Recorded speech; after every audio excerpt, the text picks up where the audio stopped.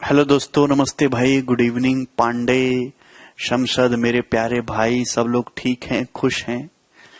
वाह वाह वाह वाह, अच्छा आदित्य। चलिए, क्वेश्चन नंबर 36 हम लोग करेंगे, रेशियो निपटाने वाले हैं आज हम। ये बताइए, बहुत ही महत्वपूर्ण सवाल आपके सामने आ गया है, जिंदगी से भी महत्वपूर्ण। बताइए, एक स्कूल में 5/12 of the number of student are girls and the rest are boys. सवाल में बोला है कि किसी विद्यालय में विद्यार्थियों की कुल संख्या का 5/12 भाग लड़कियां हैं। मतलब अगर टोटल 12 स्टूडेंट हैं तो उसमें से 5 लड़कियां हैं और बाकी के 7 क्या हैं? लड़के हैं। यानी कि लड़के अगर 7 हैं तो लड़कियां कितनी हैं? 5। यही बोला है ना। यानी कि बॉयज गर्ल्स का रेशियो जो है वो कितना है? 7-5 है। बॉयज अगर 7 हैं तो गर्ल्स कितनी है दोस्तों? 5। यही है। अच्छा, 4/7 of the number of boys are below 14 साल एज। लड़कों की संख्या का 4/7 14 साल से कम उम्र के हैं। And 2/5 number of girls are 14 साल और अबव 14 साल ऑफ एज। और 2/5 लड़कियां या तो 14 साल से ज्यादा एज की हैं या 14 साल के बराबर हैं। अगर 14 साल से कम उम्र के स्टूडेंट 1120 हैं तो बताइए स्कूल में टोटल कितने स्टूडेंट हैं? स्कूल में टोटल कितने स्टूडेंट हैं? आप बताओ मेरे दोस्त। अगर स्कूल में बॉयज और गर्ल्स 7-5 के रेशियो में, मतलब अगर स्कूल में अगर 7 लड़के हैं तो लड़कियां कितनी है? 5। स्कूल में अगर 7 लड़के हैं तो लड़कियां कितनी है? 5। यानी कि टोटल स्टूडेंट कितने जी? 12। टोटल स्टूडेंट कितने? तो आपका जवाब होगा जी 12 यूनिट। अब सवाल में दिया हुआ है कि 14 साल से कम उम्र के स्टूडेंट 1120 है, तो आपको 14 साल से कम उम्र वाले स्टूडेंट पे फोकस करना है। आप बताओ, 4/7 बॉयज ऐसे हैं जो 14 साल से छोटे हैं। लड़के हैं भाई 7। 7 का 4/7, 7 का 4/7 कितना होता है? 4। 4 लड़के ऐसे हैं 7 में से, 7 का 4/7 कितना होता है? 4। 4 लड़के ऐसे हैं जो 14 साल से कम उम्र के हैं। 2/5 गर्ल्स ऐसी हैं जो 14 साल के बराबर हैं या 14 साल से बड़ी हैं। तो 2/5 अगर 14 साल से बड़ी हैं तो 14 साल से छोटी कितनी होगी?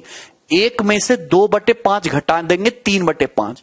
3/5 गर्ल्स ऐसी हैं, मतलब अगर टोटल 5 लड़कियां हैं तो 5 का 3/5 या फिर 60%, यानी कि 3 लड़कियां ऐसी हैं दोस्तों जो 14 साल से छोटी उम्र की हो गई।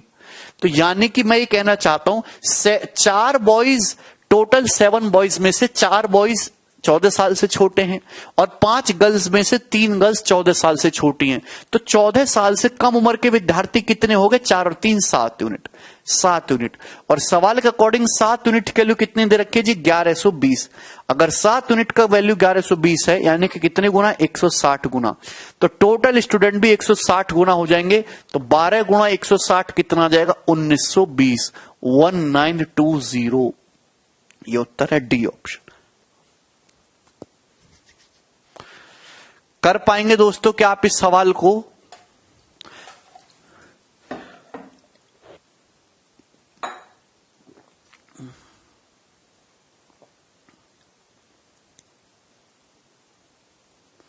मुझे लगता है आपको मेरी बात समझ में आई है। आगे बढ़ जाते हैं दोस्त। नेक्स्ट क्वेश्चन ये बताइए। सवाल नंबर है दोस्तों 37। सॉल्व करके बताइए। अच्छा पवन,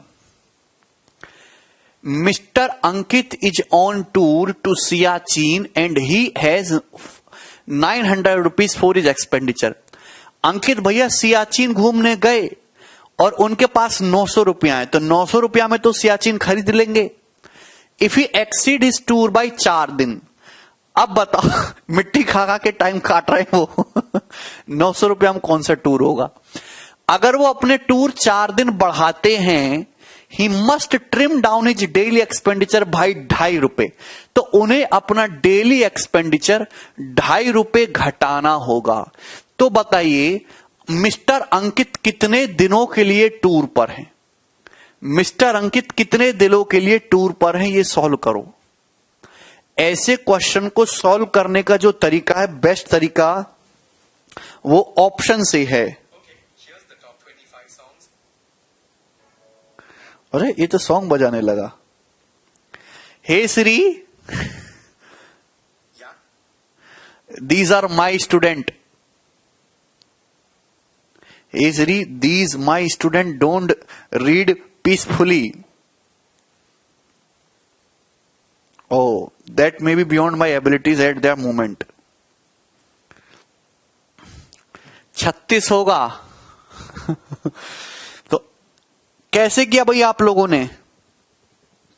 ऐसे सवाल को करने का सबसे बढ़िया तरीका है श्री से स्कोर पूछो। कैसा स्कोर?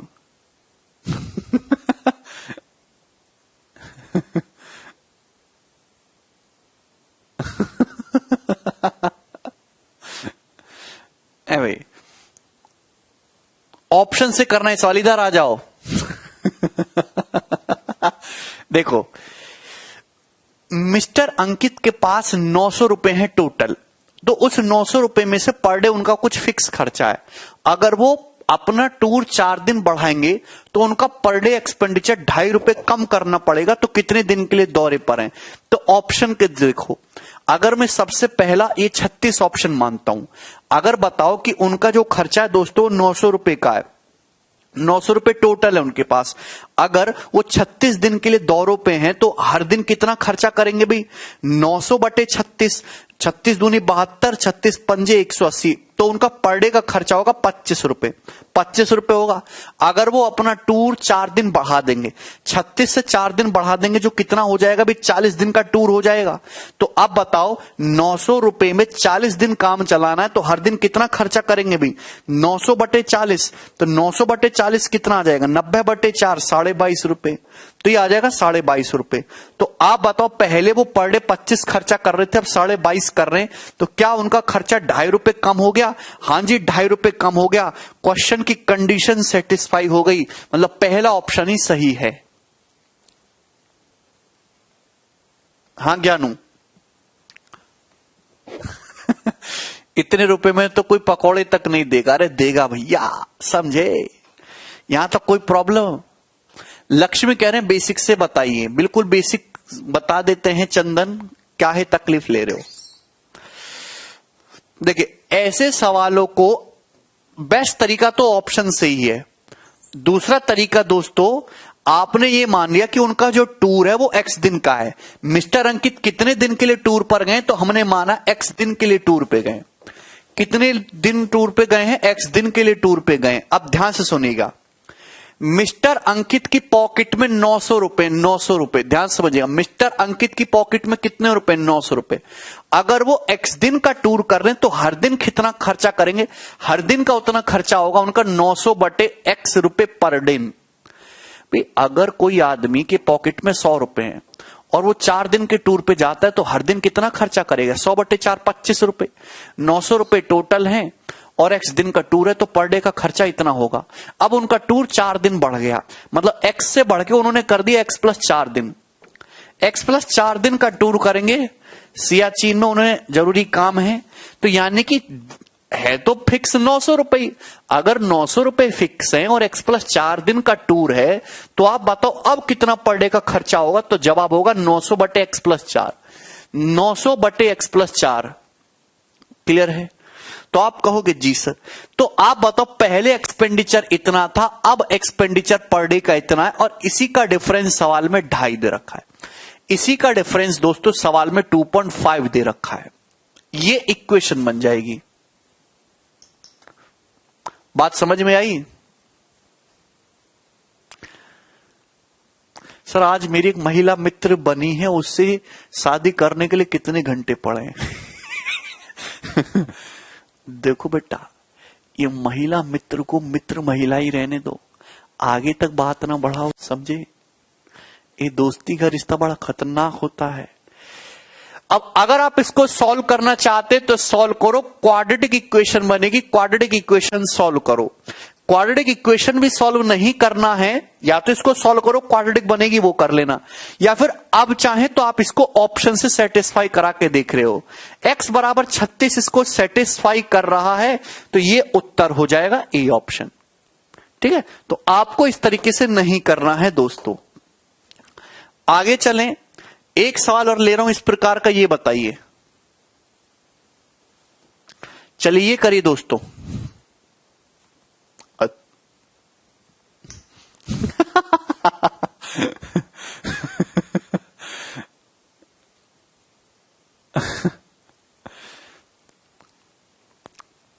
इंडिया का मैच है, किसके साथ मैच है आयुष?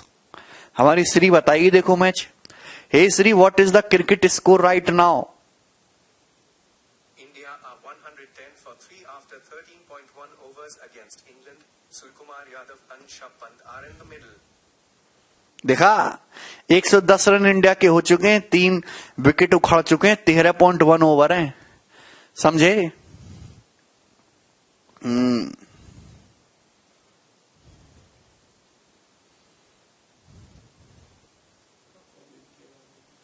इंग्लैंड के साथ मैच चल रहा।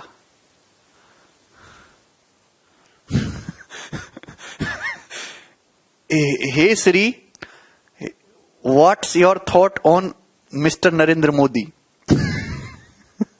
बताएगी नहीं। Hey Siri, what's your thought on mister Narendra Modi, our beloved prime minister? I don't have an answer for that. Is there something else I can help with? She doesn't care about Mr. Narendra Modi.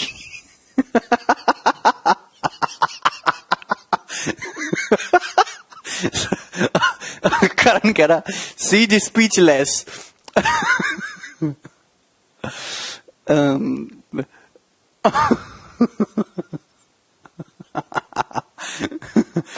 चलो सवाल बना भी, सवाल number 38। डरती है मोदी से। हाँ डरता है सर, आवाज तो कुछ मर्दाना है। अरे मर्दाना। अबे अगर इसमें लेडीज आवाज लगाता हूं ना, अगर लेडीज आवाज लगाता हूं तो कि घर में घुसा ना बच जाए, तो उस वजह से मैं मर्दाना आवाज इस पे लगा के रखी है। जनाना आवाज कर देते, क्या प्रॉब्लम है? देखो मैं करता हूं, तभी फीलिंग आई हमारे लड़कों को। फीलिंग आना बहुत जरूरी है। कहां सेटिंग श्री की?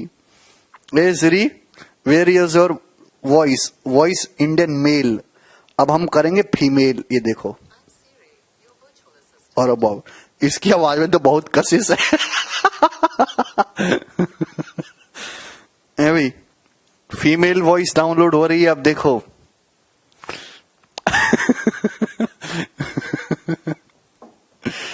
चलो पहले ये बताओ।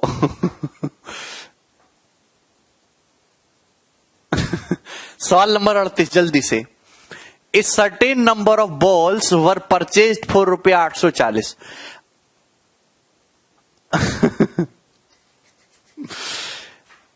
₹840 में कुछ बॉल खरीद गई। 3 more balls could have been purchased for the same amount if each balls cheaper by ₹5।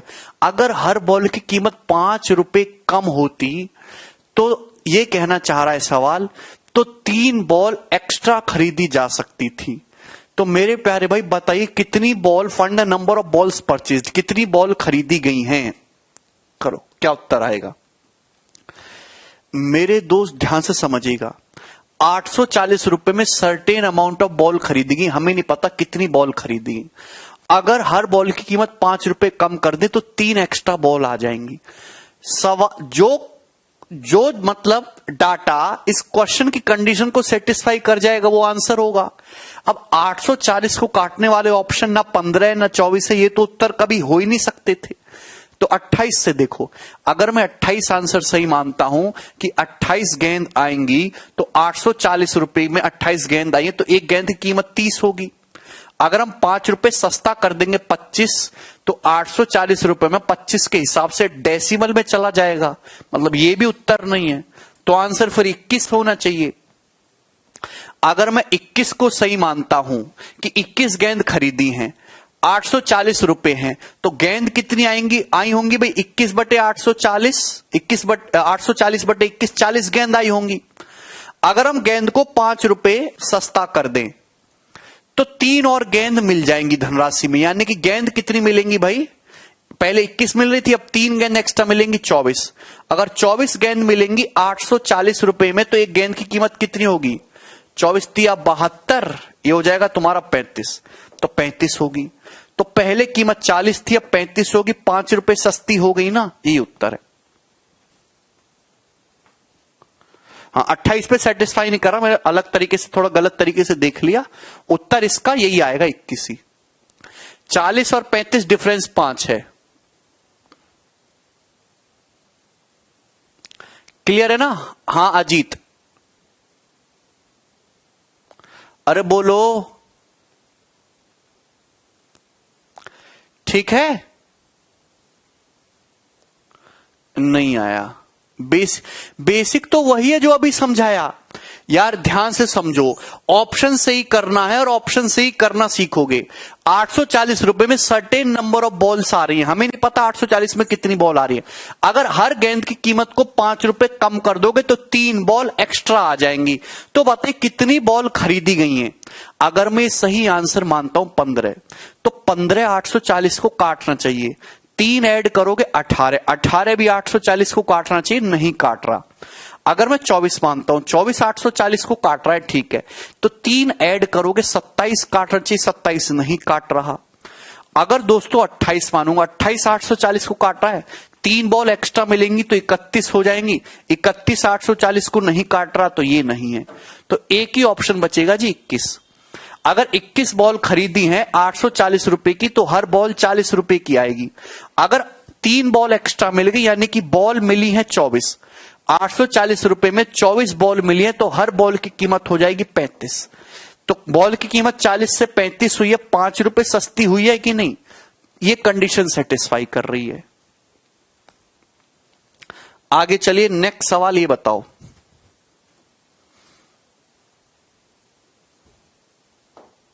Next,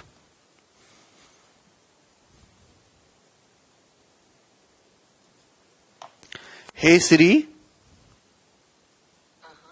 और no call, tell me about mister Narendra Modi. सीधा सीधा मना कर रही है, आई वोंट डू इट, तेरी ऐसी तैसी। Hey Siri, tell me about mister Narendra Modi. Siri सुन नहीं रही है। Hey Siri, what do you know about mister Narendra Modi?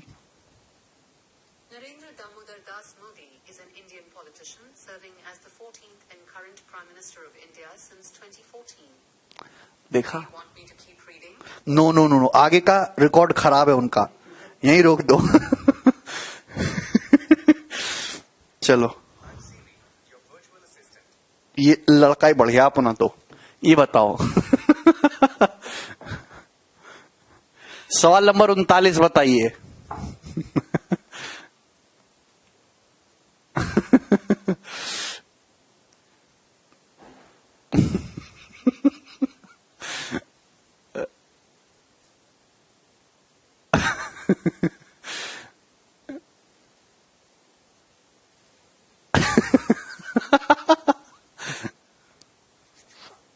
जल्दी से बताइए।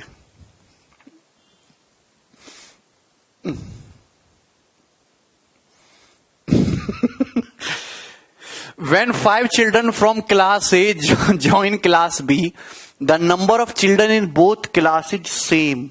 Okay. If 25 children from B join A, then the number of children in A becomes double the number of children in B. The ratio of total number of children in A to choose in B. बहुत अच्छा सवाल है, ratio का समझते हैं। देखिए, 2 class है भाई, क्लास A और क्लास B। ध्यान से सुनिएगा, सवाल में 2 रखा, जब 5 बच्चे क्लास A से निकल के क्लास B में जाते हैं, तो नंबर ऑफ चिल्ड्रन जो है बोथ क्लास में सेम हो जाते हैं। देखिए एक ही वेरिएबल में काम करूंगा, पहली लाइन से समझो। जब क्लास ए से 5 बच्चे निकल के क्लास बी में जाते हैं तो दोनों क्लास में बच्चों की संख्या सेम हो जाती है। इसका मतलब क्लास ए में x स्टूडेंट रहे होंगे और बी में रहे होंगे जी x माइनस 10 कम रहे होंगे। नहीं समझे ना? है भाई? नहीं विराट, गलत सोचा आपने ऐसे, क्योंकि भैया जब इसमें से 5 स्टूडेंट निकालोगे तो इसके तो x माइनस 5 हो जाएंगे, और जब वो 5 निकल के जब इसमें पहुंचेंगे तो भी x माइनस 5 रहेंगे, तो इसमें भी x माइनस 5 रहेगा, इसमें भी x माइनस 5 रहेगा, सेम हो जाएगा। दिमाग लगाना पड़ेगा भाई। पहली क्लास में से 5 बच्चे निकाल के दूसरे में पहुंच रहे हैं और सेम हो जा रहे हैं, मतलब दोनों में 10 का गैप है। दोनों में कितने का गैप है? 10 स्टूडेंट का गैप है भाई। इसमें x रहे होंगे, इसमें x माइनस 10 रहे होंगे। इसमें से 5 बच्चे निकालोगे तो x माइनस 5 रह जाएंगे, और 5 बच्चे निकल के जब इसमें बढ़ेंगे तो इसमें x माइनस 5 हो जाएंगे। 5 बच्चे ऐड होंगे तो तभी तो दोनों में सेम होगा। आप बोलोगे जी सर। यदि कक्षा बी से 25 बच्चे निकल के कक्षा ए में आ जाएं तो कक्षा ए में बच्चों की संख्या कक्षा बी की संख्या से डबल हो जाती है। यदि क्लास बी से 25 बच्चे निकाल दो, 25 बच्चे निकाल दोगे तो इतने बच्चे रह जाएंगे, और ये 25 बच्चे निकाल के अगर ए में आ जाएं, ए में 25 बच्चे आ जाएं तो क्लास ए में स्टूडेंट की संख्या बी की संख्या से डबल हो जाएगी, बी की संख्या से डबल हो जाएगी। तो आपसे पूछा ए और बी की संख्या का रेशियो, तो आप ये देख सकते हैं 2x और x आ गया भाई। 25 10 35 दूनी 70, 70 माइनस 25 कितना आ जाएगा? 45। x आ जाएगा जी 45।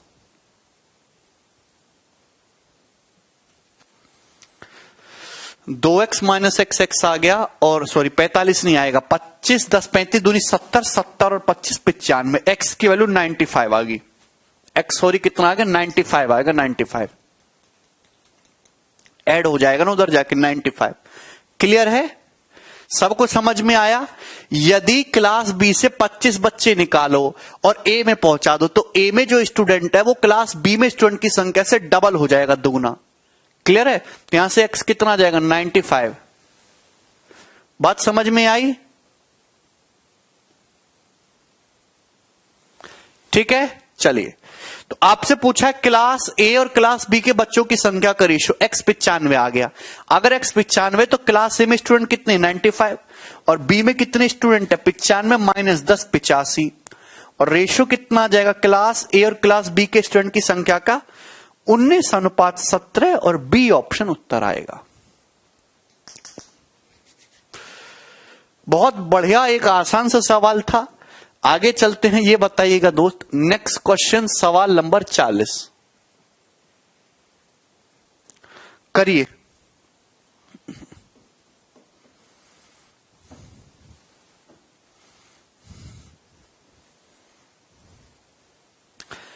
फोन कौन सा है? रॉय फोन है, grand, Apple pro max new version है ना, ये वाला है।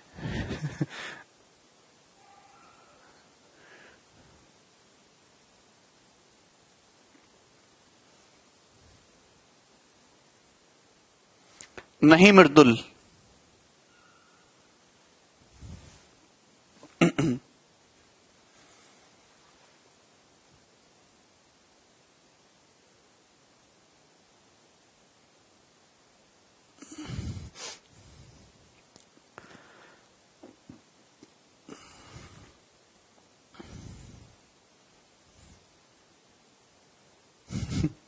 बहुत आसान सवाल है। The ratio of ages of father and mother was 11:10 when their son was born. देखिए, एक मम्मी पापा हैं, जब उनका बेबी बॉर्न हुआ था, जस्ट बॉर्न हुआ है, यानी कि सन की एज जब 0 है, तो मदर और फादर की एज का रेशियो 11:10 है। मदर और फादर की एज का रेशियो कितना है दोस्तों? मदर फादर की एज का रेशियो 11:10 है जब सन की एज 0 है। जब दोस्तों सन की एज 0 है, the ratio of ages of father and mother will be, ये फादर मदर हो जाएगा, सॉरी, फादर मदर की एज का रेशियो 11:10 है जब सन 0 का है। फादर मदर की एज का रेशियो 19:18 होगा when son will be twice his present age. देखिए ध्यान समझो, मैंने माना कि सन की जो प्रेजेंट एज है वो x है। ध्यान सुनेगा, हम ये मान लेते हैं कि सन की जो प्रेजेंट एज है, वर्तमान में सन x साल का है, x साल का है वर्तमान में। जब सन की एज जो है अपनी प्रेजेंट एज का डबल हो जाएगी, मतलब आज अगर सन की एज x है, जब उसकी एज डबल होगी यानी कि 2x होगी, जब डबल होगी 2x, तो फादर मदर की एज का जो रेशियो है ये 19:18 हो जाएगा, 19:18 है भी। और जब सन की एज 0 है, जब सन की एज 0 है तो फादर मदर की एज का रेशियो 11:10 है। तो आपसे पूछा है फादर मदर की प्रेजेंट में एज का रेशियो बताइए, फादर मदर की प्रेजेंट में एज का रेशियो बताइए क्या है, करिए। अनुभव 2 सवाल और हैं, करो जल्दी से सभी लोग बताइए। देखिए जैसे भाई फादर की एज 10 साल बढ़ती है तो मदर की एज भी 10 साल बढ़ेगी, है भाई। दोनों की जो है आदमी की एज जो है सेम टाइम पीरियड से बढ़ती है। क्लियर है, इस सवाल में कुछ भी नहीं था, सबसे बेसिक सवाल है ये, सबसे बेसिक क्वेश्चन। आप बताओ भाई यहां पे जो है दोस्तों ये x साल का गैप है, यहां भी x साल का गैप है, तो ये एवरेज ही तो होना चाहिए। This data should be average. भाई यहां जो है कितने का गैप है, x साल का, यहां भी कितने का गैप है, x साल का, तो ये जो है एवरेज ही तो होना चाहिए, बिल्कुल मिडिल में ही लाई करेगा ना। आप बोलोगे जी सर। देखो फादर 11 यूनिट का था, 19 यूनिट का हो गया, तो फादर की एज बढ़ी है जी 8 यूनिट। मदर 10 यूनिट की थी, 18 यूनिट की होगी, बढ़ी है 8 यूनिट, है भाई। अगर टोटल 8 है तो ये 4 होना चाहिए ना। 11 को 4 बढ़ाओगे तो 15 आएगा, 10 को 4 बढ़ाओगे तो 14 आएगा। भाई 4 इधर कर दो, 4 उधर कर दो, बिल्कुल बीचों बीच में रोक दो, तो फादर मदर की प्रेजेंट में एज का रेशियो कितना आएगा, 15:14 है। भाई बिल्कुल इसका एवरेज ले लेंगे बीचों बीच, 11, 19, 30, 30 का आधा 15, 10, 18, 28, 28 का आधा 14 है। बोले क्या इसमें कोई परेशानी है, बोलो दोस्तों। तो इस सवाल में कुछ भी नहीं करना था, जस्ट जो है मिडिल में आ जाएगा। Very good. अगर इस सवाल में थोड़ा सा चेंज कर देते, ठीक है भाई, यहां जो है ये कर लेते हैं, अब क्या आएगा,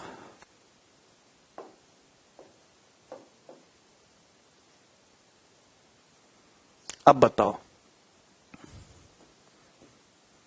सोच समझ के बताइए।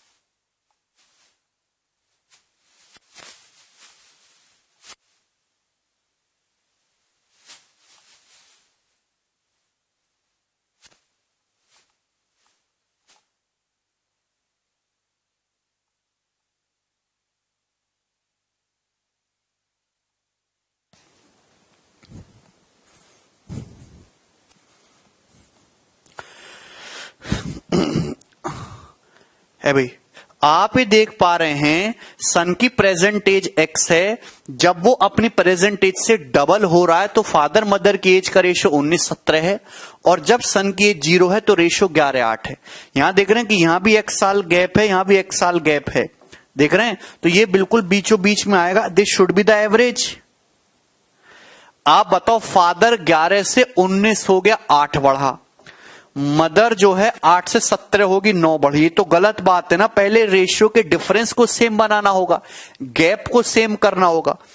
गैप सेम करने के लिए दोस्तों यहां 11, 8, 3 का गैप है, इस रेशियो को 3 से मल्टीप्लाई कर दो, 19 17 2 का गैप है, यहां 2 से, यहां 2 से मल्टीप्लाई कर दो, यहां 3 से मल्टीप्लाई कर दो, रिवर्स मल्टीप्लाई 2 से करेंगे तो 22 16 हो जाएगा, 3 से करेंगे तो 19 3 57 और 17 3 51, 17 57 51 हो जाएगा। बोलो क्लियर है? सब कुछ समझ में आई? तो आप बताओ फादर कितना आ जाएगा, बताइए जल्दी से। ये 22 है, ये 57 है, तो यहां 22 प्लस 57 7 2 9 5 2 7 79/2 बिल्कुल बीचों बीच में। ये 16 ये 51, तो जोड़ो 6 1 7 5 1 6 67/2। अरे यार यही ना आएगा रेशियो, रेशियो यही आ जाएगा, बोलोगे है भाई? अगर ये 22 है 57 है तो यहां कितने साल के रहे होंगे, बिल्कुल एवरेज कर दीजिए। चूंकि आप रेशियो ले रहे हैं तो 2 से 2 कट ही जाएगा, तो सवाल का उत्तर क्या आएगा? 79/67। 79/67 विल बी द उत्तर। ठीक है ना? चलिए, मुझे लगता है ये सवाल आपको समझ आ गया। आगे चलते हैं, ये बताइएगा नेक्स्ट क्वेश्चन।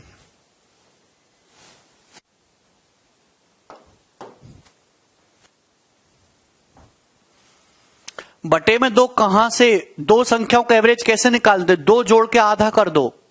सर यहां इक्वल क्यों किया है, वहां क्यों नहीं किया? पवन, क्योंकि वहां ऑलरेडी इक्वल दे रखा था भाई, गैप वहां सेम दे रखा था, करने की जरूरत नहीं थी। साहिल कह रहे 79 कैसे, एवरेज कैसे निकालते? दो संख्या को जोड़ के आधा करो। 22 है, ये 22 है, 57 है, जोड़ के आधा करेंगे 22 प्लस 57 79/2। 16 51 जोड़ेंगे कितना? 67/2। चलिए आगे बताइएगा। 1.5 लाख रुपए को बांटा गया है 3 बंदों एबीसी के बीच, so that they receive 20%, 30% and 50% respectively. A receive the same amount from another sum of money which is distributed among them so that they receive 50, 30, 20% respectively. Find the amount received from both sums of money by B. बोलो, बहुत बढ़िया सवाल है।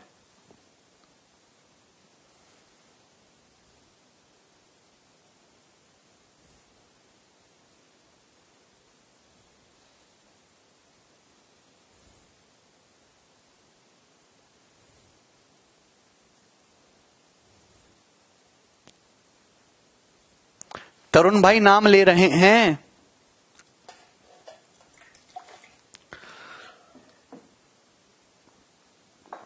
देखो 1.5 लाख रुपए को बांटा गया एबीसी के बीच में, किस तरीके से? 20, 30, 50% एबीसी को मिले, ए को सेम उतना ही अमाउंट मिला है एक और बंटवारे से। दूसरी धनराशि और है जिसका बंटवारा किया गया है, जिसे बांटा गया है तीनों के बीच 50%, 30%, 20% के रेशियो में। तो आप बताओ बी को कितना हिस्सा मिला हुआ होगा दोनों बंटवारे से मिला के। अब बताओ अगर 1.5 लाख रुपए डिस्ट्रीब्यूट किया है एबीसी के बीच में, तो 1.5 लाख 100% की वैल्यू है। 1% की वैल्यू 15,000 है। अगर 1% की वैल्यू 15,000 है तो 20% की वैल्यू आ जाएगी 30,000। 30,000 1% की वैल्यू 1500 है, 1500 तो 30,000 हो जाएगी, और 30% की वैल्यू आ जाएगी जी 45,000। बोलो बात समझे? यानी कि मैं ये कह सकता हूं कि ए को भी 30,000 मिला है और बी को 45,000 मिला। ये बात समझे? अब टोटल 1.5 लाख रुपए बांटा गया है, 100% बांटा गया है। 100% 1.5 लाख है तो 1% 1500 है, 20% 30,000, 30% 45,000। तो ए को यहां से 30,000 मिला है, बी को 45,000 मिला है। दूसरी धनराशि है कुछ और अमाउंट की जो एबीसी के बीच में बांटी गई है, लेकिन 50, 30, 20% शेयर दिया गया है। ए को यहां से सेम अमाउंट मिला है, मतलब ए को यहां से 30,000 मिला था तो ए को यहां से भी 30,000 मिला है। तो आप बताओ यहां पे 50% का मतलब 30,000 दे रखा है, आपको बी पे फोकस करना है। अगर 50% का मतलब 30,000 दे रखा है तो मेरे दोस्त यहां से 10% का मतलब कितना जाएगा? बटे 5 करेंगे 6,000। 10% 6,000 है तो 30% कितना आ जाएगा जी? यहां पे 18,000, 18,000। बोलो, अगर 50% का मतलब 30,000 है तो 30% का मतलब 18,000 हो जाएगा। आप बोलोगे जी सर। तो आप बताओ, बी को यहां से तो 45,000 मिला है और यहां से 18,000 मिला है, तो बी को टोटल कितना मिला? 45 प्लस 18, 63,000 रुपए। और यही उत्तर हो जाएगा। 10 सेकंड का ही सवाल है, ठीक है। हरी, फिर वहां पे कोऑर्डिनेट वाला सिस्टम लगाना होगा, डिवीजन फॉर्मूला। आगे चलें। नेक्स्ट लास्ट क्वेश्चन है भाई इस टॉपिक का। ये बताइए क्या है इस सवाल का आंसर। पहले पढ़ो फिर करो, इसमें दिमाग लगाना है। ये सवाल इस साल के जो इंटेलिजेंस ब्यूरो का जो पेपर हुआ है साल 2021 में, उसका पूछा हुआ एकदम लेटेस्ट ब्रांड न्यू क्वेश्चन है। जल्दी से सॉल्व करके बताओ।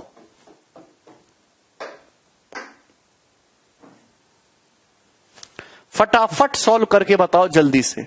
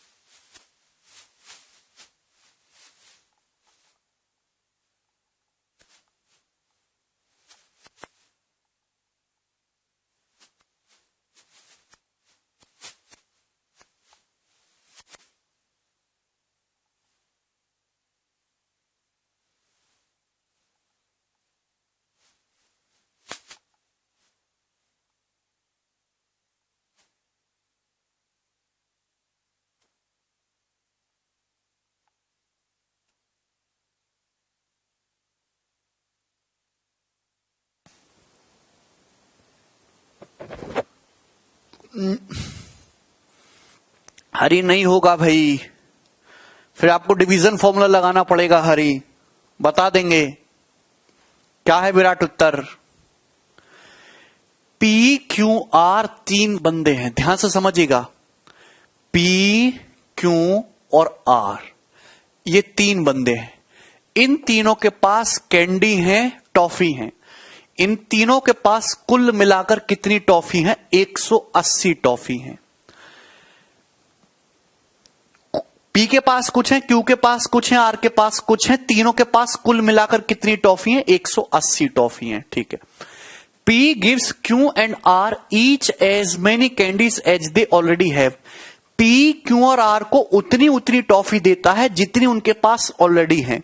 जैसे क्यू के पास 10 ऑलरेडी है तो पी जो है 10 और दे देता है। ओके, आफ्टर दिस, इसके बाद R gives Q half as many candies as Q already has. R Q को उसकी आधी कैंडी देता है जितनी क्यू के पास ऑलरेडी है, ठीक है। R also gives P twice as many candies as P already has. Now each of them has the same number of candies. अब दोनों के पास सेम कैंडीज हो जाती हैं, तो आप बताइए respective ratio of candies P and R had initially. P और आर के पास शुरुआत में जो कैंडीज थी उनकी संख्या का रेशियो बताइए। ऐसा सवाल अगर कोई भी पेपर में आता है तो आपको कैसे करना है? आपको हमेशा लास्ट से सॉल्व करते हुए जाना है।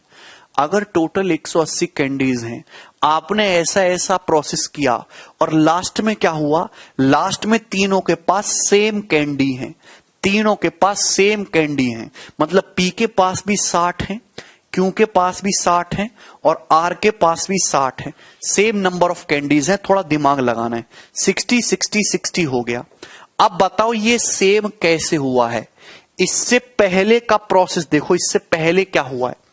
ये तब हुआ है जब आर ने पी को दुगनी कैंडी दी है जितनी पी के पास ऑलरेडी है। इससे पहले यह प्रोसेस हुआ है अभी।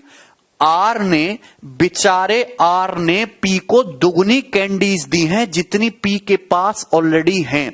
मतलब पी के पास जितनी कैंडीज थी उसका दुगना आर ने पकड़ाई हैं, तब ये 60-60-60 हुआ है। तो आप बताओ फिर पी के पास कितनी रही होंगी? अरे क्या पी के पास 20 कैंडी नहीं रही होंगी? 20? अरे 20 का दुगना 40 दिया जाएगा तभी तो 60 होगा। पी के पास 20 ही तो रही होंगी। आर ने पी को उतनी टॉफी दी है जितनी पी के पास है उसका दुगना। तो पी के पास पहले 20 रही होंगी, 20 का दुगना 40 होता है, 40 दी होंगी तभी ना पी के पास 60 हुआ होगा।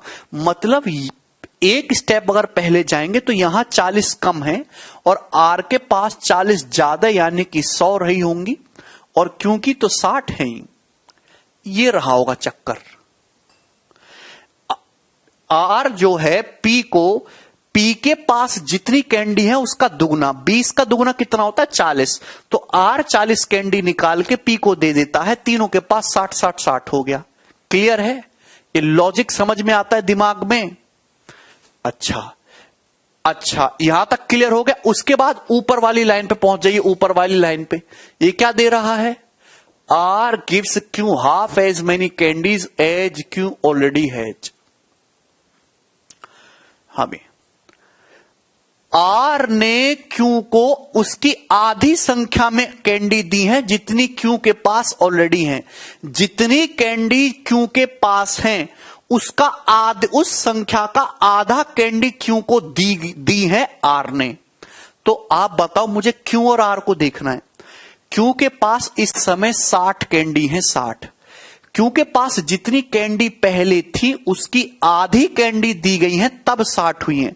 तो क्या आपकी बुद्धि में इतना नहीं आ रहा कि क्यू के पास पहले 40 कैंडी रही होंगी? देखिए, जिसके पास कॉमन सेंस है वही सवाल कर पाएगा, अदरवाइज नहीं कर पाएगा। क्यू के पास पहले 40 कैंडी रही होंगी। अगर क्यू के पास पहले 40 कैंडी रही होंगी तो 40 का आधा 20 होता है। 20 कैंडी आर दे देगा क्यू को, तब क्यू के पास 60 होंगी।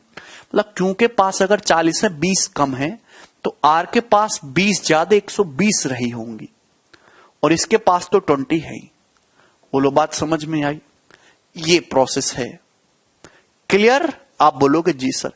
इसके बाद एक स्टेप और जाना है। पी ने क्यू और आर को उतनी कैंडी दी है जितनी उनके पास ऑलरेडी है। पहली लाइन देखो, P gives Q and R each as many candies as they already have. P ने क्यू और आर में से प्रत्येक को उतनी ही टॉफियां दी हैं जितनी उनके पास ऑलरेडी हैं। आप बताओ भैया, ये वाला जो प्रोसेस है जो मैंने अंडरलाइन किया, ये वाला काम करने के बाद ये कैंडीज हो जाती है पी क्यू आर के बीच। क्यू के पास 40 है। अगर क्यू के पास 40 है तो भाई पहले 20 ही रही होंगी, पहले 20 ही रही होंगी, क्योंकि 20 कैंडी तो पी ने पकड़ाई हैं, 20 कैंडीज तो पी ने पकड़ाई हैं। अगर आर के पास 120 हैं अब, तो पहले 60 ही रही होंगी, 60 तो पी ने दी हैं। अरे बात समझ में आ रही है भाई? क्यू के पास पहले 20 ही रही होंगी, 20 और दे दी तब 40 हुई। आर के पास 60 है, जितनी आर के पास है उतनी और दी गई तब 120 हुई। तो अगर यहां से 20 कम हो रहा है, यहां से 60 कम हो रहा है, 20 60 80 कम हो गया, तो पी के पास 80 ज्यादा यानी कि 100 रही होंगी या 100 रही होंगी। 60 20 80, 80 और 100 180, टोटल 180 होना चाहिए। तो ये आ गए हम पहली लाइन पे। मतलब स्टार्टिंग में पी क्यू आर के पास इतनी कैंडी थी। पूछता है इतना सर बड़ा? अश्वनी पूछा हुआ है, आपसे पूछा स्टार्टिंग में पी और आर के पास क्या रेशियो था? तो पी के पास स्टार्टिंग में 100 थी, है भी। पी के पास कितनी थी स्टार्टिंग में? 100 थी, और आर के पास थी 60। तो पी और आर के पास कैंडीज की संख्या का रेशियो कितना है? 100 60, 5:3, और ये उत्तर है।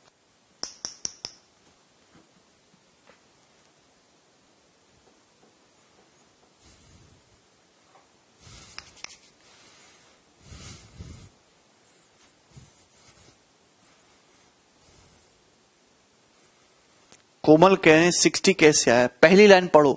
पी ने क्यू और आर में प्रत्येक को उतनी कैंडी दी है जितनी उनके पास ऑलरेडी हैं। ऐसा प्रोसेस दोहराने के बाद पी क्यू आर के पास ये कैंडी है। अगर क्यू के पास 40 हैं तो 40 उतनी देने के बाद आया जितनी उसके पास पहले से थी। तो क्यू के पास पहले 20 थी ना, 20 थी, 20 ही दी गई होंगी तभी ना 40 हुई होंगी। अवधेश कह रहे इतना करना पड़ेगा। हाँ जी करना पड़ेगा, वरना मत करो, कोई जरूरत थोड़ा ना है, नौकरी नहीं लगेगी, बस यही फर्क है। एनी जुगाड़ है, एक जुगाड़ और है कि आप इस सवाल को XYZ मान के कर लो, X मान के कर लो फिर सवाल को, तो सॉल्व करने में 15 मिनट लगेगा, वो कर लेना आप। वो तो मेरे से नहीं है, मेरे बस की तो नहीं है वो समझाना, ना ही मैं समझाऊंगा। या फिर दूसरा तरीका स्किप कर लो, 2 ही तरीके हैं, या तो स्किप कर लो या X मान के कर लो। ऐसे सवाल को करने का जो तरीका है वो उल्टा ही जाना है भाई। अगर आप एक समझदार बच्चे हैं और लैंग्वेज को जल्दी कैच करते हैं तो आप मुश्किल से 30 सेकंड के अंदर इस सवाल को बना सकते थे। और सबसे अच्छी बात है कि ऐसे सवाल को आप क्रॉस वेरीफाई भी कर सकते हो आंसर से, गलत होने का चांसेस ही नहीं है क्योंकि आप उत्तर वेरीफाई कर सकते हो।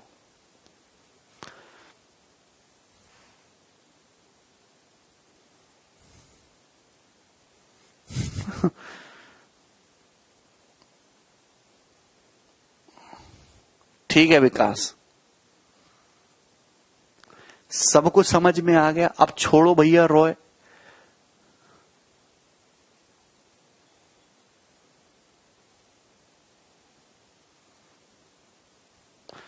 नहीं अजीत,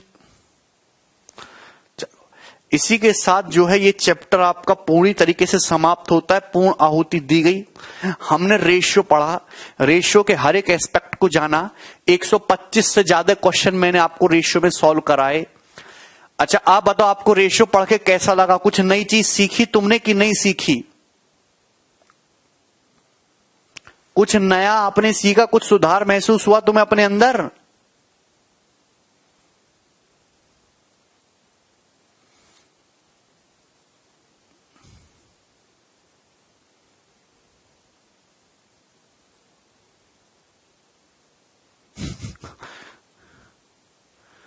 धीरे धीरे बोलो।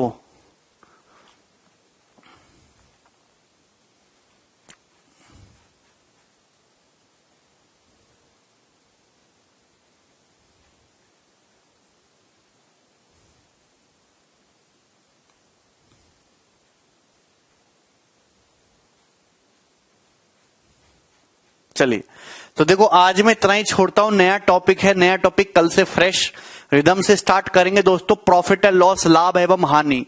तो कल सारे बच्चों को जरूर प्रेजेंट रहना है क्योंकि कल केवल प्रॉफिट लॉस का बेसिक बताऊंगा और एक ही बार बहुत अच्छे से धीरे धीरे करके बताऊंगा।